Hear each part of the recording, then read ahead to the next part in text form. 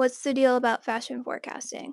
Why does it seem like the most ideal fashion career in creativity and freedom? Fashion forecasting certainly puts buyers to shame as slaves to the industry, with limited expansion and tight use of intuitive functions. When compared to a fashion designer, it's the forecaster that ranks top hot at the peak of the fashion industry, to initiate themes and inspirations to follow. Welcome to the Santa Moda channel. Here we talk about the vast nature of what fashion can show us.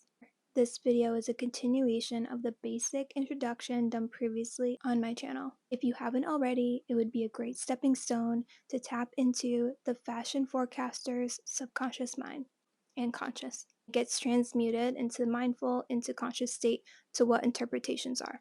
I will resume information from that episode after we talk about the actions and responsibilities that the forecaster provides us. So stay tuned to hear about the most mysterious fashion career to exist.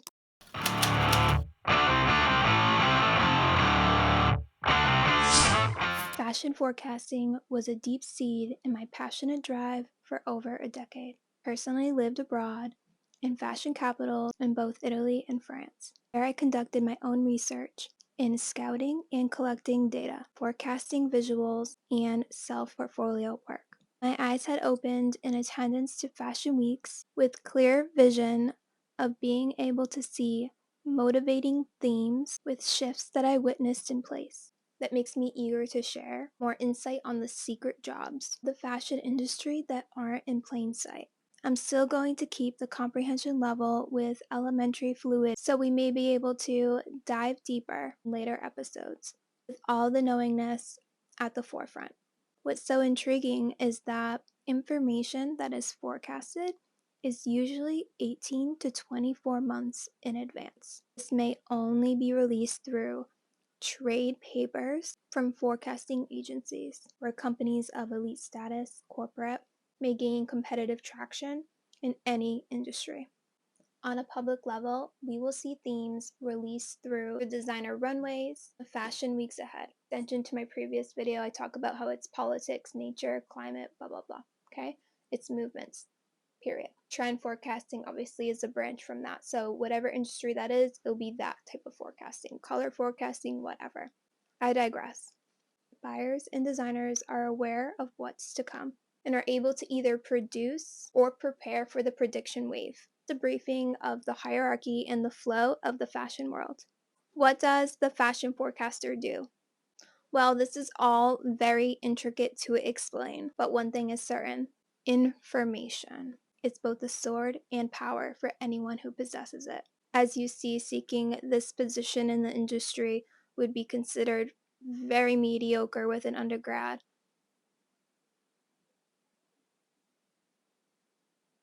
Experience. What I learned was no one can take experience away from you. It's a bit intimidating to cultivate what we see in patterns, the correlating trends, or predictions. Person in position may be called a free agent, but works for an agency or a firm for whom they report to. You can see it's more so that this agency is nothing without particular people suited for this position. One may start off as a trending scout, but really it's better to understand the full dynamic in well-roundedness, in my opinion.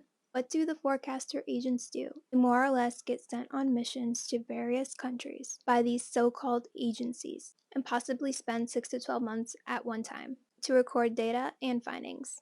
That particular country's assignment may have an influence on the forecast, along with other assignments. Country's culture may have an influence on the forecast, only if there is a correlation to these impending shifts. I've had the opportunity to truly test myself in roles, to see if my character could sustain a state of solitude and undercover data collection. Now, a quick idea of what the forecaster may do once there's a study in place. It's all a concoction of sociology, psychology, history, and the basic functions of economics to execute fashion forecasters engineering. So the qualitative quantitative research, locating trends and patterns that correlate with these shifts.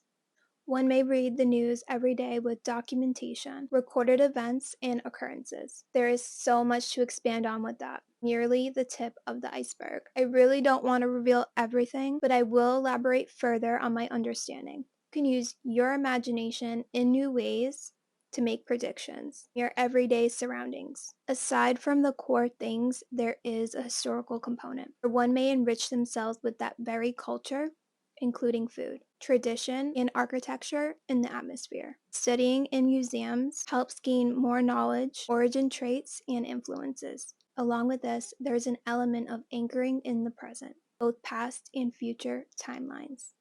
So, if one may be under research and needling through with culture brilling, there's still a need to keep up with the current time happenings, such as entertainment, films, music, politics, zeitgeist. Highly suggest you check out my first video. All these are explained.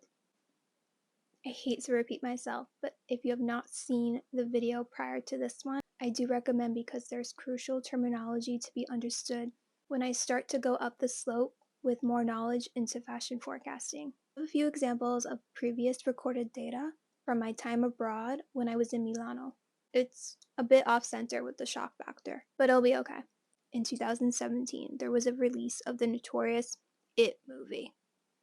Yeah, the clown. Now, there was an incredible surge of expression with this release. I think the one prior to that was like in the 80s, not quite sure. Don't mark me on that. I probably should have looked that up before. I know this because I recorded articles of countless clown sightings in the US. Y'all forgot. There was clown sightings in communities where people were dressing up as clowns at night and scaring the hell out of people. This is a spin-off that became a stem-off trend from the movie being released. After what, like 20 years? People were going ballistic, apparently. There's no explanation other than that. The movie just was released, and within a week there were so many clown sightings of like... But anyway, I'll continue. It was so bad that there was like a national awareness thing. Authorities were going to take action on such insidious behavior. Only in America. But still, absurdity. People forget there's so much stimuli. I store information with my own internal database. I was looking at this so far and I'm like, this is absurd. Far-fetched example, utilize the shock factor of a real event so I can grab your attention at how exciting this really is. And we can do it on the everyday at a personal level. It's like putting pieces together in a puzzle. I don't know, I think it's so fascinating. Now, I want to share one more key aspect with you as part of the fashion forecaster role. It's indulgence in style. I like peeping Tom work or secret spy work. A little outdated on how they do things. I mean, this is all that I've learned from years ago. So things could have altered, obviously, more to modern times. Hopefully the job isn't fulfilled by an AI robot, but we'll go ahead. To its original terms, one may sit at a cafe for hours and you kind of just like document with a notebook or a computer or whatever, okay? What one would see, recordings of certain outfitting attributes to go along with all those other categories that we talked about in this video. So you would pay attention to detail and the specifics of what people are wearing. The data is essential to finding those patterns. Other collective fashion movements. There we have it. A quick gist of the idea of fashion forecasting. If you're interested in more content like this is only the second video of a very passionate playlist. Not sure how many episodes will accumulate, but I'm looking to make this a regular topic here on the channel. So I'll be continuing this topic playlist. Thank you so much for watching. Ciao!